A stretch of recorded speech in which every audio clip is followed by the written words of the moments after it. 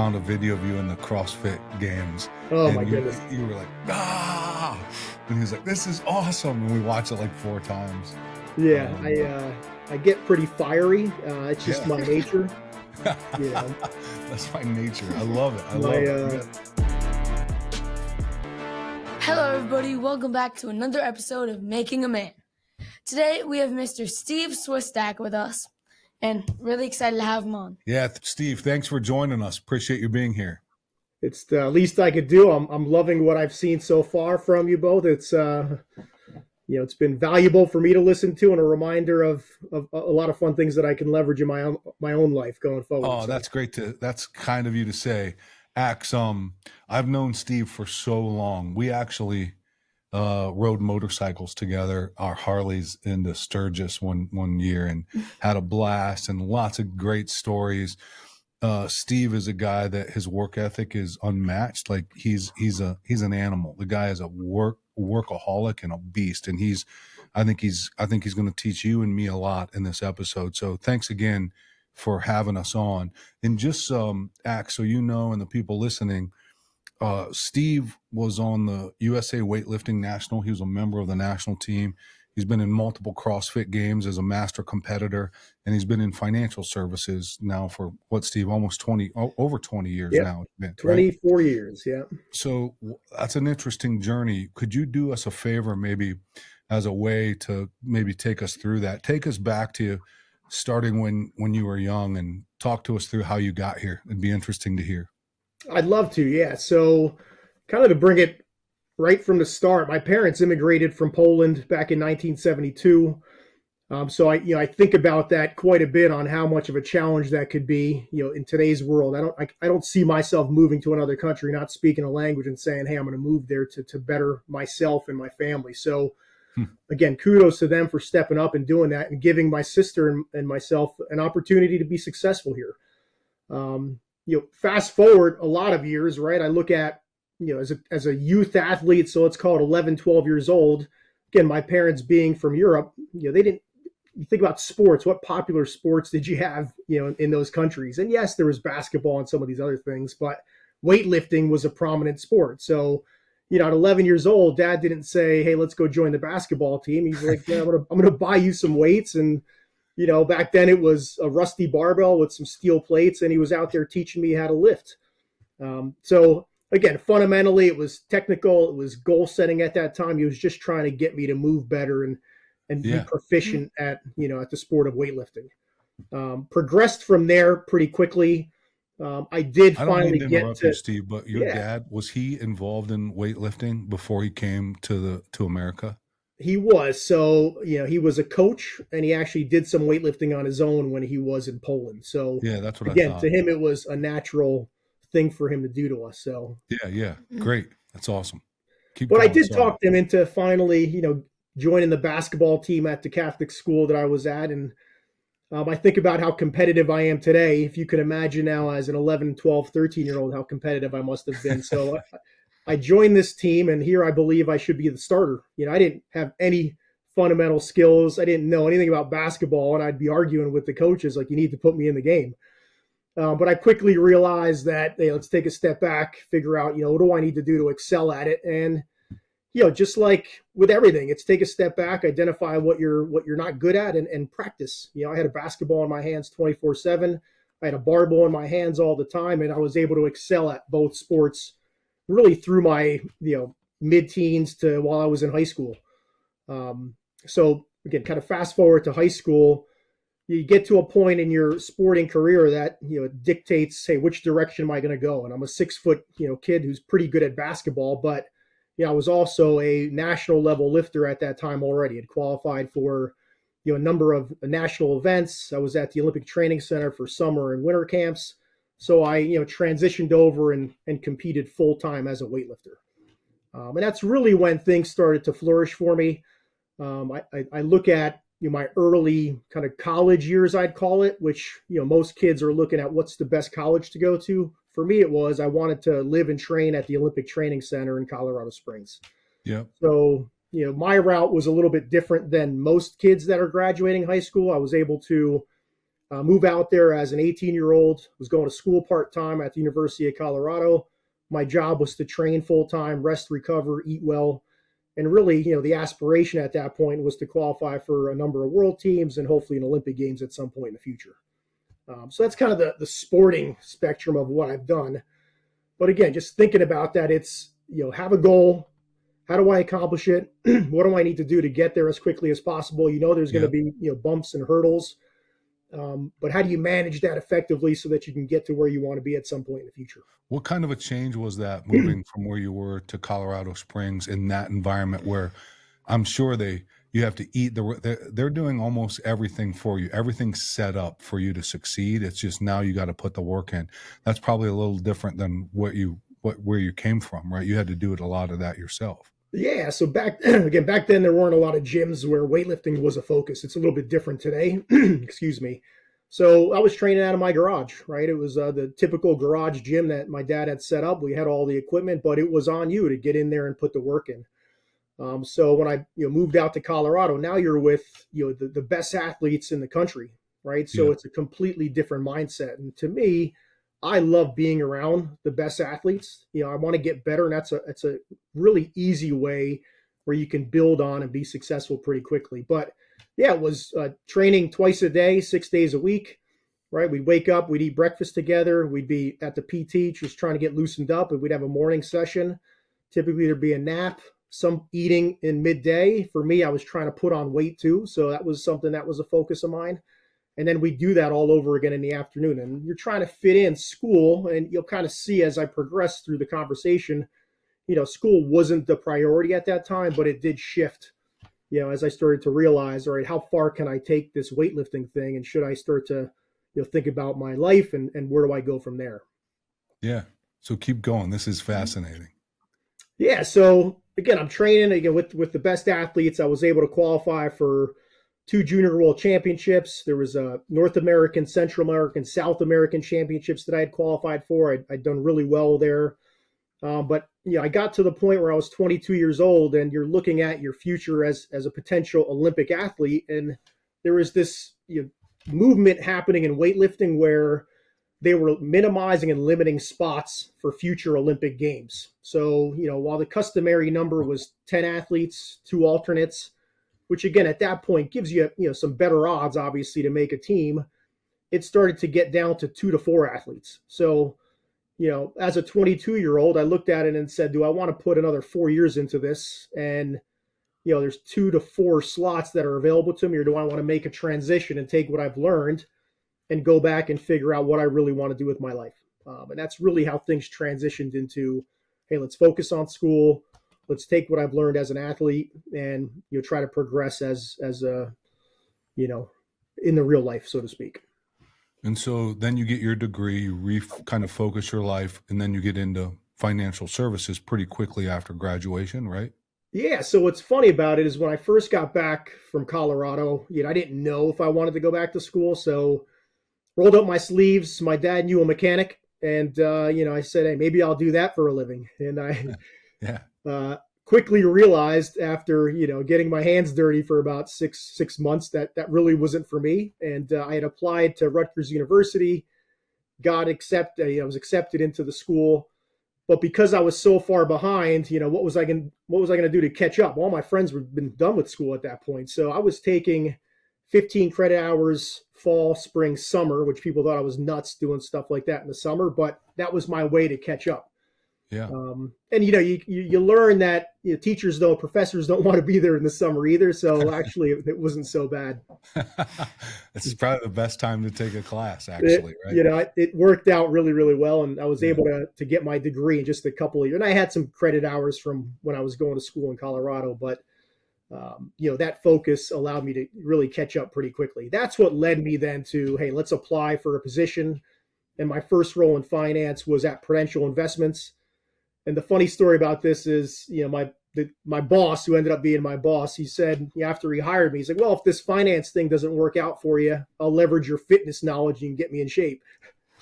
So, luckily, luckily the fitness thing, or they both worked out, but the finance thing worked out, and here I am 25 years later still doing it. So really That's cool. awesome, man. That is awesome. And in that process as well, what's just on the side watching your journey, CrossFit becomes super popular. There's this weightlifting component, an important component in that, in the CrossFit Games. You kind of found this niche in there as well, along with your financial services career, of teaching people how to do what your dad taught you how to do, and to do it correctly and efficiently, right? Yeah, you hit it on the head. So again, when I was competing, like I had said, very few people knew what a snatch and a clean and jerk were. These are the Yeah. two Olympic movements that you would do in an Olympic lifting competition. Yes, there's squatting and pulling and a lot of the accessory work that goes along with it, but those are the two main lifts. So here, sport like CrossFit rolls around, and two of the major movements are the snatch and the clean and jerk, and all the variations around it. So the one thing I wanted to do is let's get in shape. So it was a way for me to have a barbell in my hands pretty quickly. Again, I was technically sound, so I knew how important it was to be technically sound in all of the CrossFit movements, from gymnastics to being on a machine. But I also then said, hey, let me teach this to some people. Very few people knew at that point how to snatch and clean and jerk, and I really parlayed that to, hey, how do I help as many people as I can, from adults to then kids, and developed what was called the Barbell Club, which I still run today with. I'd probably had 500 plus kids and adults through the programs that I've run over the last 15 years. So it's been fun to see the development of people, from where they start and then where they finish. So again, Yeah, really fun. We were doing. I always have Axe do some research before a guest comes on, and found a video of you in the CrossFit Games. Oh and my goodness! You were like, and he was like, "This is awesome!" And we watched it like 4 times. Yeah, I get pretty fiery. It's just my nature. That's my nature. I love it. I love it. You want to fire off a question, Axe? Yeah, let me hear some, Axe. So, as a kid, who was your greatest mentor, and what did they teach you? So as a kid, the obvious answer here is my dad, right? So for him to have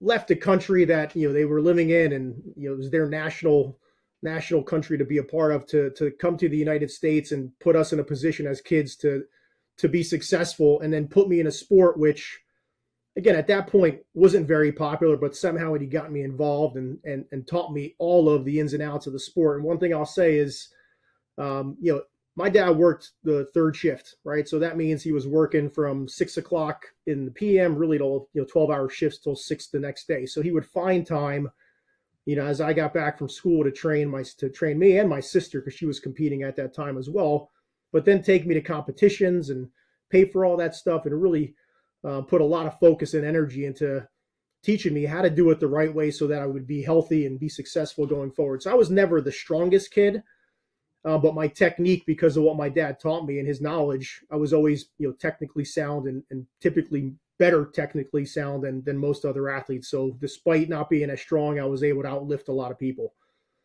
So I look at it, and my dad getting me in the sport, and what they had to do as 20-year-olds to transition from the country that they grew up in and give us an opportunity, I think is pretty cool. Yeah, that's awesome. There's you don't have to be the strongest, the fastest, but if you can master technique and you focus on that, and you're the best at every square inch of whatever you're doing, like technique wise, that can go a long, long way. Right? If you were to go back to when you Axe is 12 years old, you go back to that age, and you could talk to yourself, is there any advice that you would give yourself, a 12-year-old Steve Swistak? I've heard you guys talk about this on some podcasts in the past as well. And for me, it's get involved in as many sports, as many activities, as many clubs as you potentially can. In my opinion, it's that exposure alone will give you so many opportunities to, have so many wonderful experiences, build some strong relationships. And you know what, sometimes you're going to fail at some of those things that you try, but you put your best effort in, and you might find some things that you haven't thought you'd be good at, and you'd excel at that and progress in life because of the stuff that you've done as a young individual. So I just think, again, as a 12-year-old today, I think we forget about, it's supposed to be fun. right? If you're playing a lot of sports and you have a lot of involvement in other activities, yeah, to me, it's have as much fun as you can doing it. And if you're not, then, find something that you do have passion behind and go about doing that. Great advice. Yeah, Great just, advice.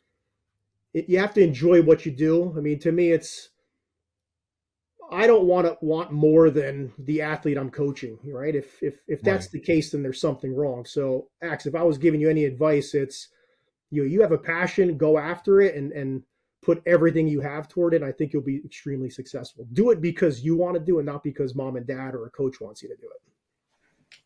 It's good advice right there.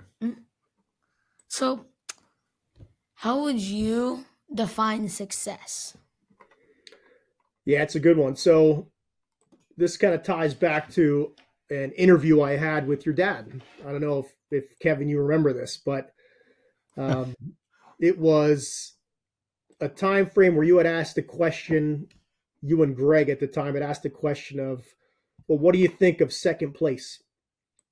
And I had said second place is the first loser, right? So when I thought about it, yeah, listen, it's stuck with me for so many years, and I found a lot of value in believing that way. But here I am, almost 50 years old, and I look at that statement and I say, it's okay to fail, right? So second place isn't bad, right? I put all of my effort and energy into it, and maybe I didn't come out on top, but I sure as heck know I did everything I could to potentially win. And in that situation, you did. So yes, do I want to win everything? Absolutely. But what I will say is I don't take it as seriously as anymore, only because I know that if I put as much energy and effort into something and maybe the outcome isn't the way I really wanted it to be, I know I've learned something. There's something I could take away from it and maybe get better at it because of that. So a lot of failures, and from those failures, I think you learn as well. Absolutely. That's great. If you look at your life up to this point, was there like a crossroad? Was there one big obstacle that you had to overcome that changed the way you think about life right now? Yeah. I'll go back to the weightlifting ends conversation, right? So I'm looking at myself as a 22-year-old. I'm comparing myself to all my friends who have graduated, college and are already starting careers. And I'm making a decision as to what direction do I want to go. Do I want to continue to fight for this? Is it really giving up if I stop now and I haven't really reached that ultimate goal? So that crossroads of me making a decision to stop weightlifting and then really get back and hone in on school is what led me to really the career I've had today. And everything I've learned from sports, short-term goals, long-term goals, the sport of weightlifting is you have to hit a total, right? So there's a total that's slated for a weight class, and I've got to shoot for that. So it's these goals you're setting to progress to the next level, and it was always about a number. So when I think about my job today, the jobs I've had in finance, it's always been about how do I get that number, right? How do I, strive and do everything I can to potentially be as successful as I can in the business today. And that all leads from, what I had done as an athlete as a young kid. So yeah, it's great. That was the transitional period for me where you take something that, you were good at, great at, and you see fast forward on how much it's helped me in the future. Great. Thanks for sharing that. Go ahead. So what would you think is the best lesson that you've ever learned? The best lesson I've ever learned.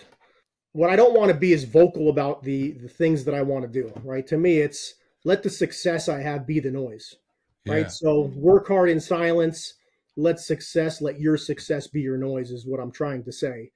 So listen, I have plenty of individuals I've been around where they'll tell me they're going to do all these things and they never do.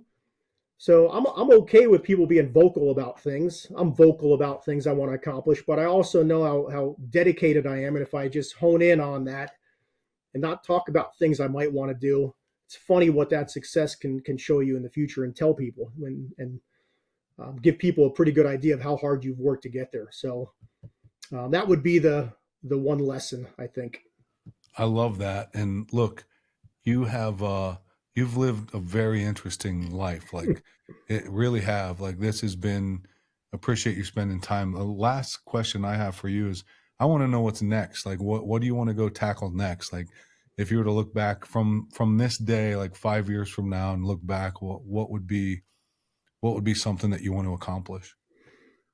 Well, I transitioned 3 years ago from being on the corporate side of the business of finance to running my own practice. So Yeah. I've taken the leap and become a financial advisor and running my own business at this time and meeting clients. So for me, it's I know it's a process, but I do know that if I put the effort and energy in, I'll be successful at it going forward. So yeah, we're doing well after 3 years, but I see myself 10, 15, 20 years into this, from this point forward, and really having a practice that I'm proud of. Maybe I can have a succession plan with my kids joining in, or maybe it's something I could sell at some point in the future. But that's what I'm trying to progress and do, from here on out, is how do I build this business and really make it something valuable and substantial in the future.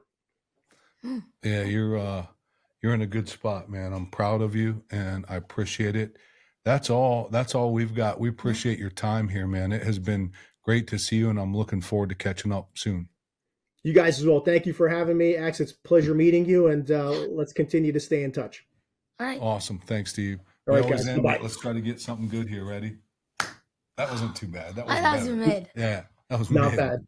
Thanks for joining us today on Making a Man. If you found value in today's episode, don't forget to subscribe and share it with others. Together, we can keep inspiring and guiding the next generation. Thank you. See you next time. Oh!